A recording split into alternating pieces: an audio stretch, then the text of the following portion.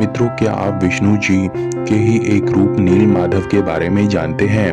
मित्रों, ये भगवान कृष्ण और विष्णु की उस मूर्ति का नाम है जो श्री जगन्नाथ के रूप में पुरी क्षेत्र में स्थित है। एक पौराणिक मान्यता के अनुसार पहले इस मूर्ति को नील माधव के रूप में जाना जाता था, जो मूर्ति विश्वावसु नामक एक वनवासी राजा के पास थी और विश्वावसु जी ने श्री नील माधव के रूप को पहाड़ी पर विराजमान किया था और उनकी पूजा विश्वावसु ही करते थे। वहाँ के आदिवासी लोग इस मूर्ति को श्री नील माधव के रूप में जानते थे और वहाँ के आदिवासी लोग नील माधव जी को अपना आराध्य देवी भी मानते थे। मित्रों, इससे जुड़ी एक बहुत ही रोचक कहानी है। तो चलिए मित्रों, जानते हैं कि भगवान श्री नील माधव के बारे में। प्राचीन काल में मालवा प्रदेश में इंद्रुमन नामक एक राजा थे, जिनके पिता का नाम भारत और माता सुमति था। राजा इंद्रुमन विष्णु के परम भक्त थे। एक रात भगवान विष्णु उनको सपने में दर्शन दिए और कहा, नीलांचल पर्वत की एक गुफा में मेरी मूर्ति है, जिसे वहाँ के लोग उसे नील माधव के रूप में पूजा करते हैं। तत्पश्चात भगवान श्री विष्णु ने राजा इंद्रुमन से एक मंदिर बनवाने को कहा, उसमें यह मूर्ति स्थापना करने को कहा। इस सपने के बाद राजा इंद्रुमन बहुत परेशान हो उन्होंने तप में लीन हो हनुमान जी का आवाहन किया। तत्पश्चात हनुमान जी ने प्रकट होकर उन्हें मंदिर के स्थान और उनके स्वरूप के बारे में बताया और उन्हें मंदिर बनाना प्रारंभ करने को कहा। राजा इंद्रुमन ने ऐसा ही किया और पुरी के समुद्री तट पर भगवान का भव्य मंदिर बनाया, जिसमें उन्हें कई मुश्किलों का सामना भी करना पड़ा। अब जब मंदिर बनने का कार्य पूरा हो चुका था तो मंदिर में मूर्ति स्थापना करने का समय आ गया। तो भगवान श्री हरि ने राजा को पुनः सपना दिया और संकेत में कहा कि तुम कुछ लोगों को मेरे पवित्र विग्रह को ढूंढने के लिए भेजो। राजा ने विधिवत पूजा करने के बाद अपने भाई विद्यापति सहित सभी लोगों को अलग अलग दिशा में श्री हरि के विग्रह को ढूंढने के लिए भेजा। बाद में विद्यापति जिस दिशा में कमल का फूल लेकर चले, उस दिशा में नीलांचल पर्वत के आसपास घने आम्रकानन जंगल और पहाड़ों की श्रृंखला थे। कई दिन चलने के पश्चात विद्यापति जी ऐसी जगह पहुंच गए जहां पर सबर नाम से आदिवासी जाति के लोग रहते थे। कबीले का मुखिया एक गुप्त स्थान पर जाकर भगवान श्री नील माधव की उपासना करता था, जो श्री नील माधव जी का विग्रह स्थान था। वह वहां किसी को भी नहीं आने देता था।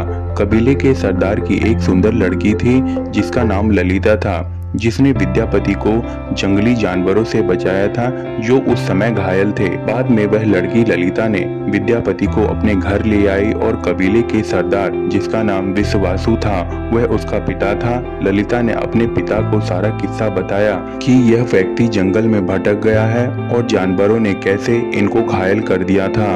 विश्वावसु ने भी विद्यापति को आश्रय दिया और घायल विद्यापति का उपचार किया। विद्यापति ने दोनों को यह बात नहीं बताया कि वह यहाँ किस उद्देश्य से आए हैं, क्योंकि विद्यापति को बाद में पता चल गया था कि विश्वावसु और उनकी जाति के लोग ही श्री नीलमाधव भगवान की पूजा करते हैं और उनको आराध्य मानते हैं और श्री भगवान नीलमाधव का विग्रह यहीं पर स्थित है।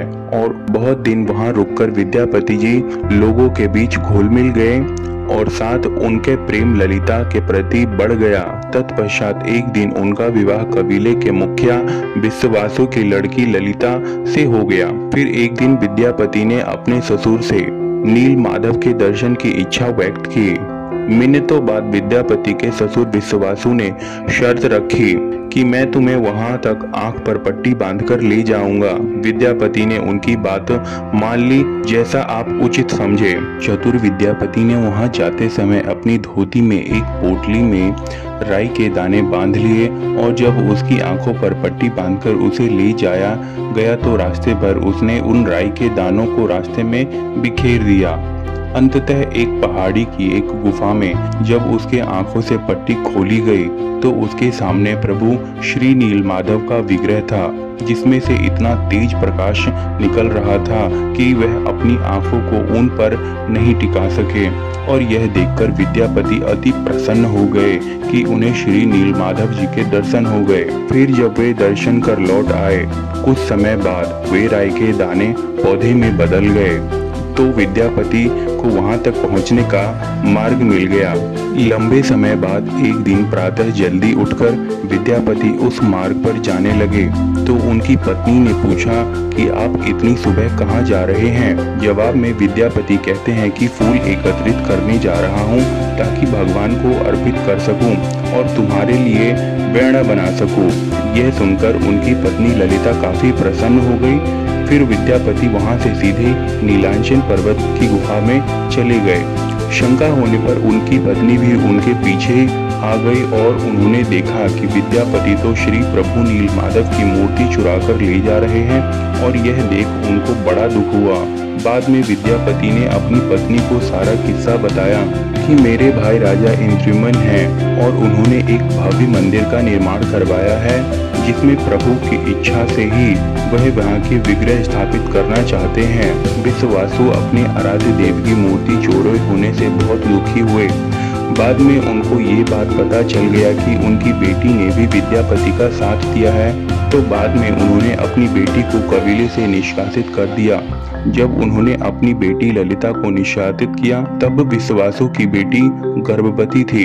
वह वहां से चली गई और एक गुफा में जाकर रहने लगी। उधर विद्यापति विग्रह लेकर अपने भाई राजा इंद्रुमन के पास लौट आए। राजा उसे देखकर प्रसन्न हुए और जब उन्होंने अपने महल में विग्रह को रखा तो उसे देखकर वे काफी प्रसन्न हुए, परंतु श्रीहरि प्रसन्न नहीं थे क्योंकि उनके विग्रह को यहाँ चुराकर लाया गया था। तब उन्होंने राजा को स्वप्न दिए और कहा कि अब तुम मेरी मूर्ति बनवाओ किसी श्रेष्ठकार मूर्ति से। राजा कहते हैं कि ऐसा मूर्तिकार कौन होगा जो आपका विग्रह बना सके। भगवान ने कहा कि तुम मेरी मूर्ति बनाने के लिए समुद्र में तैर रहा पेड़ का बड़ा टुकड़ा उठाकर लाओ जो द्वारिका से समुद्र में तैरकर पुरी आ रहा है। राजा के सेवकों ने उस पेड़ के टुकड़े को तो ढूंढ लिया, लेकिन सब लोग मिलकर भी उस पेड़ को नहीं उठा सके। तब राजा को समझ आ गया कि श्री नीलमाधव के अनन्य भक्त सबर कबीले के मुखिया विश्वासु की ही सहायता लेनी पड़ेगी। बाद में सब उस वक्त काफी हैरान रह गए जब विश्वासु अकेले भारी भरकम लकड़ी को उठाकर मंदिर तक ले आए। अब बारी थी लकड़ी से भगवान की मूर्ति गढ़ने की। राजा के कारीगरों ने लाख कोशिश कर ली, लेकिन कोई भी लकड़ी में एक छैनी तक नहीं लगा सका। तब तीनों लोग के कुशल कारीगरी भगवान विश्वकर्मा एक बूढ़े व्यक्ति का रूप धारण कर आए।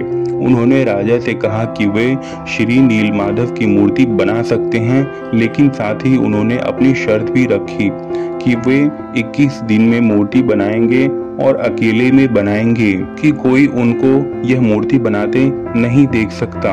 और राजा ने उनकी शर्त मान ली। उन 21 दिन में लोगों को आरी छैनी हथौड़ी की आवाज आती थी।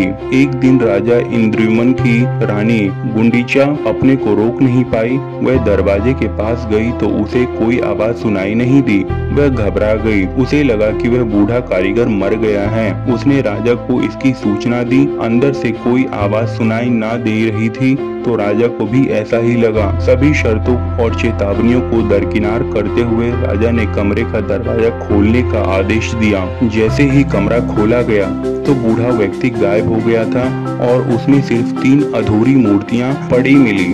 उन मूर्ति में भगवान नीलमाधव और उनके भाई के छोटे छोटे हाथ बने थे, लेकिन उनकी टांगे पूरी नहीं बनी थी, जबकि विश्वकर्मा जी सुभद्रा के हाथ पांव बना ही नहीं पाए थे। राजा ने इसे भगवान की इच्छा मानकर इन्हीं अधूरी मूर्तियों को पुरी में स्थापित कर दिया।